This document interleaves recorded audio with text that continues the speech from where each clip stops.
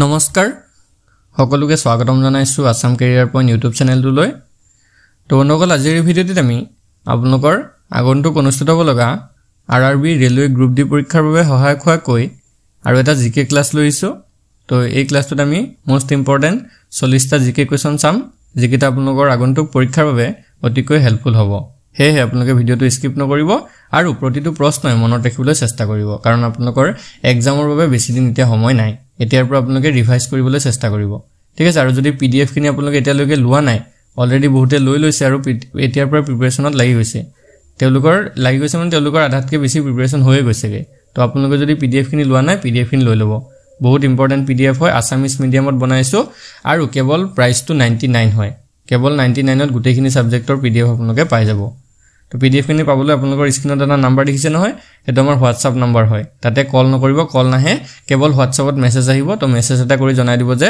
RRB group D PDF খিনি লাগে তো কেৱল 99ত গোটেইখিনি পিডিএফ আমি আপোনালোকক পঠাই দিম ঠিক আছে এতিয়া আমি কোৱেশ্চন খিনি চাও ফাৰ্স্ট কোৱেশ্চনটো কি দিছে The Indian Standard Meridian Line passes through which other states besides Uttar Pradesh and Madhya Pradesh?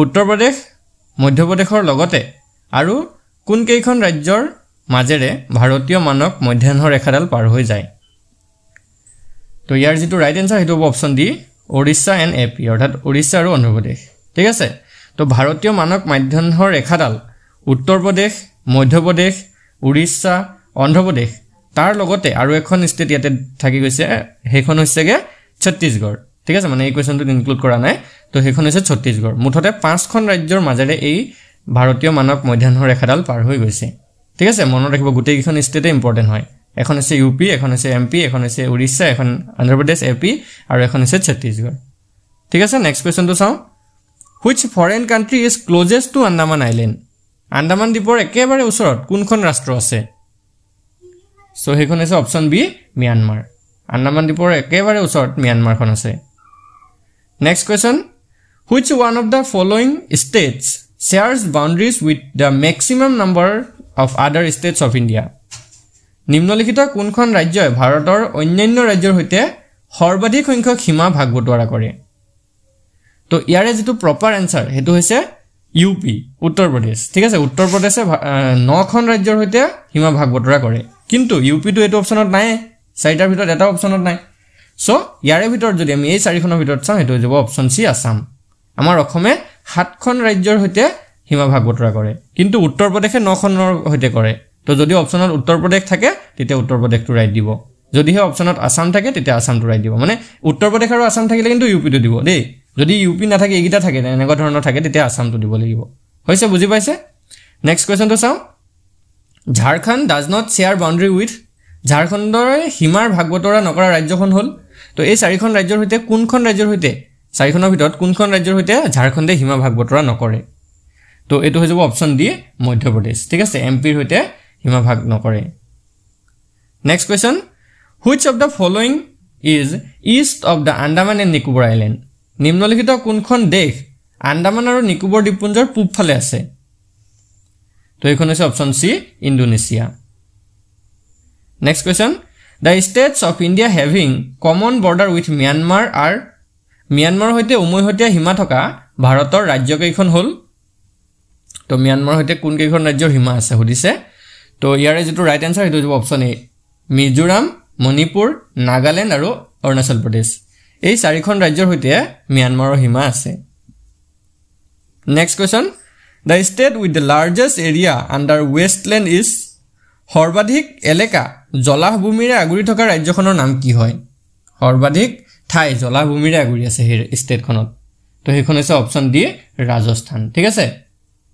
Next কোৱেশ্চনটো চাওক the largest population of Sidil tribes is in সৰ্বাধিক সংখ্যক অনুসূচিত জনজাতি থকা ৰাজ্যখন কোনখন হয় তো এইখন হ'ব option B Madhya Pradesh next কোৱেশ্চনটো হৈছে the Himalayan mountain system belong to which one of the following যেটো হিমালয় পৰ্বতমালাৰ প্ৰক্ৰিয়া আছে বা যেটো শ্ৰেণী আছে হেতু নিম্নলিখিত কোনটোৰ অন্তৰ্গত হয় তো এটো হ'ব অপচন এ ফল্ড মাউন্টেন অৰ্থাৎ ভংগিল পৰ্বতৰ এটা অংশ হয় next question where is Hampi located Hampi ক'ত অৱস্থিত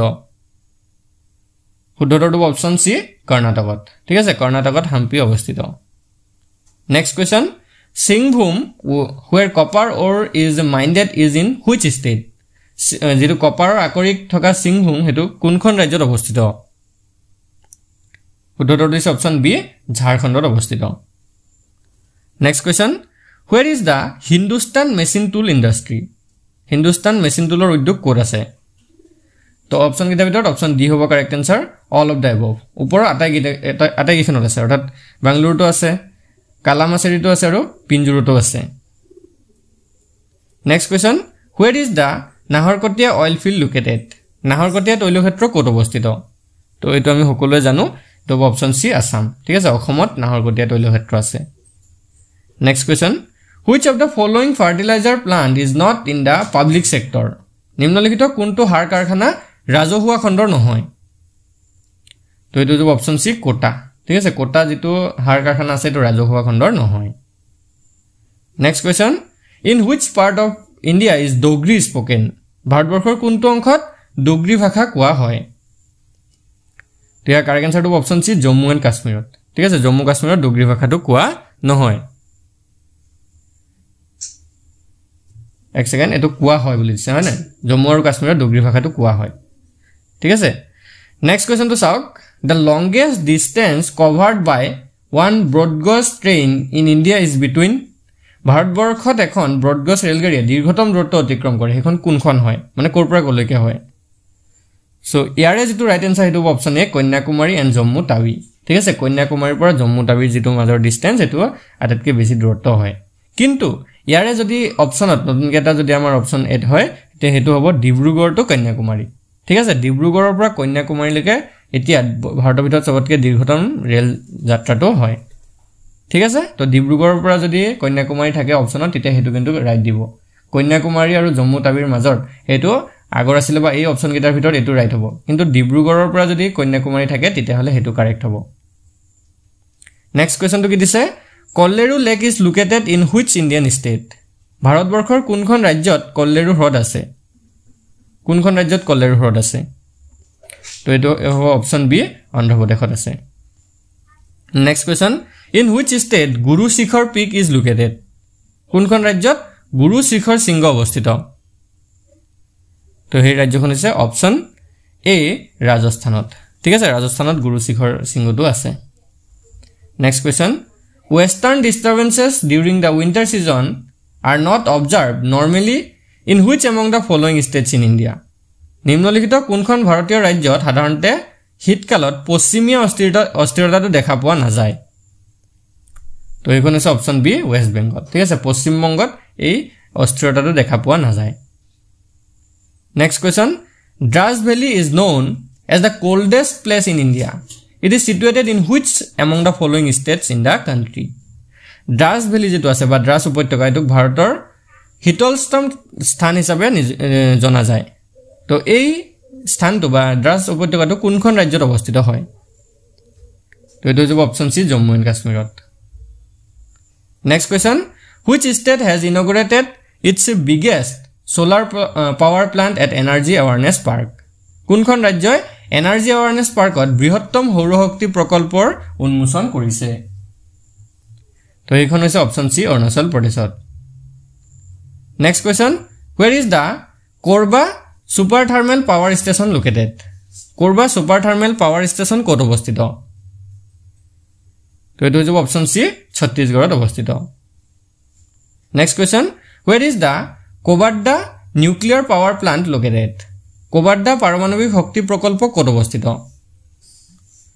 তো এটো হ'ব অপশন বি কৰ্ণাটকত অৱস্থিত next question Patratu thermal power plant is located in which state তো যেটো Patratu তাপীয় শক্তি প্ৰকল্প আছে এটো কোনখন ৰাজ্যত আছে তো ইয়াৰ ৰাইট আনসাৰটো অপশন বি ঝাৰখণ্ডত আছে তো এইবিলাক কিন্তু ইম্পৰ্টেন্ট কোৱেশ্চন হয় প্ৰতিটো কোৱেশ্চনে মনত ৰাখিবলৈ চেষ্টা কৰিব আপোনালোকে এটা শৰ্ট নোট লিখি ল'ব পাৰিলে হেতু যাতে এক্সামৰ আগত এবাৰ চাই দিলে আকৌ ৰিভাইজ হৈ যায় নেক্সট তো চাওক the nation's first geothermal power project Tattapani is situated in which state দেশৰ প্ৰথমটো ভূতাপীয় শক্তি প্ৰকল্প Tattapani কোনখন ৰাজ্যত অৱস্থিত তো এটো হ'ব অপশন ডি ছত্তীশগড়ত অৱস্থিত Next question. In which state has the Sipot thermal power plant been set up?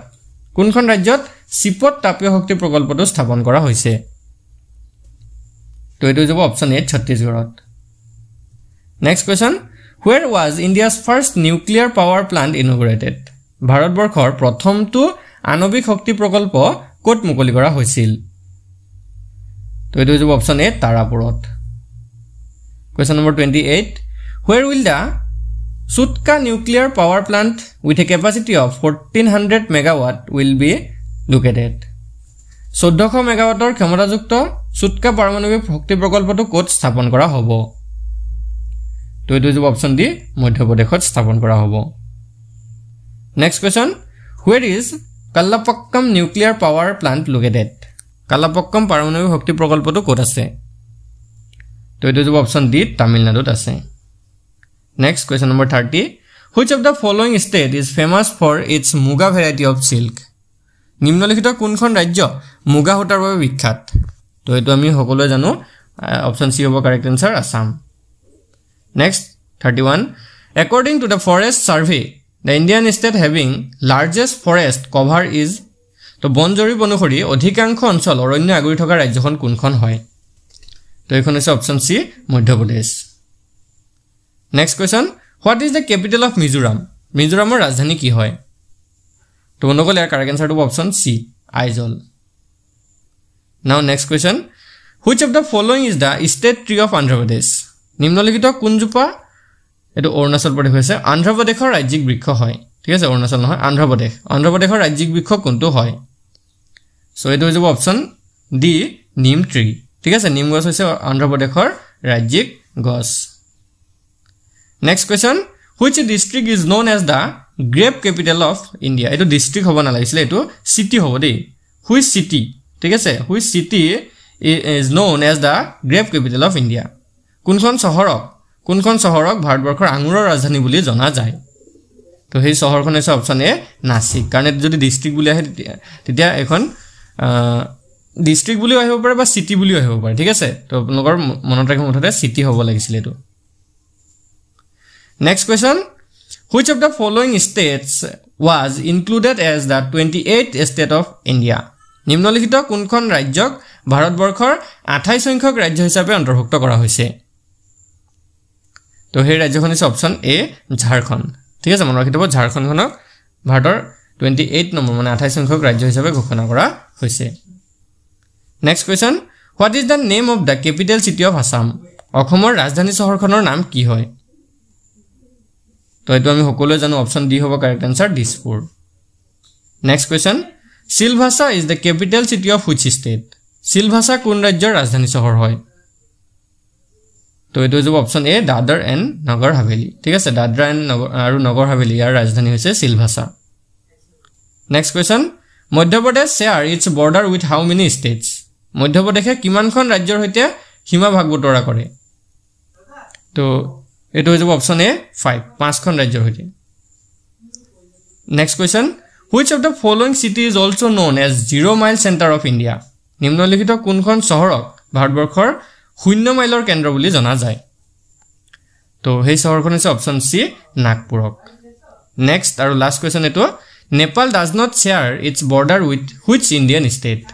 নিম্নলিখিত কোনখন ভাৰতীয় ৰাজ্যৰ সৈতে নেপালে সীমা ভগাই নলয়? তো ইয়াৰে ভিতৰত কোনখন ৰাজ্যৰ সৈতে নেপালে সীমা ভাগ বতৰা নকৰে? তো এটো হৈ যাব অপচন বি হাৰিয়ানাৰ সৈতে। ঠিক আছে হাৰিয়ানাৰ সৈতে নেপালে সীমা ভাগ বতৰা নকৰে। তো আজি আমি এইকেইটা কোৱেশ্চন আলোচনা কৰিলো। যদি আপোনালোকৰ কোৱেশ্চন কেইটা ভাল লাগে ভিডিওটো এটা লাইক কৰি দিব আৰু চেনেলটো সাবস্ক্ৰাইব কৰি ল'ব কাৰণ আপোনালোকৰ আগন্তুক পৰীক্ষাৰ লৈকে আমি আপোনালোকৰ সিলেবাসটো কমপ্লিট কৰাই দিবলৈ চেষ্টা কৰিম। আৰু যিখিনি আমি কমপ্লিট কৰিব পৰা নাই সেইখিনি অলৰেডি পিডিএফত গোটেইখিনি ইনক্লুড কৰা হৈছে আৰু আসামিজ মিডিয়ামত আপোনালোকে ধুনীয়াকৈ পঢ়ি থাকিব পাৰিব এইখিনি। আৰু প্ৰাইচটো যেহেতু একেবাৰে কম হয় কেৱল 99 হয়। তো 99ত গোটেইখিনি সাবজেক্টৰ পিডিএফ পাই যাব। ঠিক আছে তো এইটো হৈছে আমাৰ হোৱাটছআপ নম্বৰ 8133840965।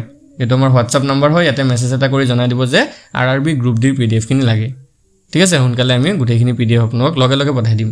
হোৱাটছআপতে পঠাই দিম আপোনালোকে মোবাইলতে এইখিনি পঢ়ি থাকিব পাৰিব। ধন্যবাদ।